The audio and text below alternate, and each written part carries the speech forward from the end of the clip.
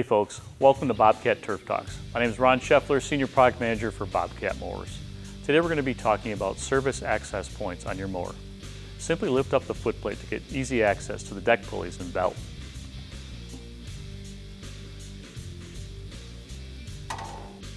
You can also flip up the seat to get access to the transmission, battery, fuses, and linkages.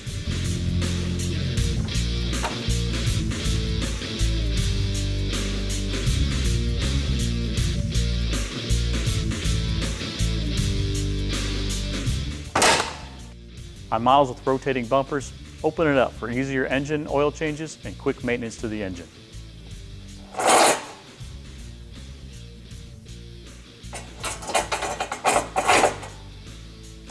Thanks for watching Turf Talk.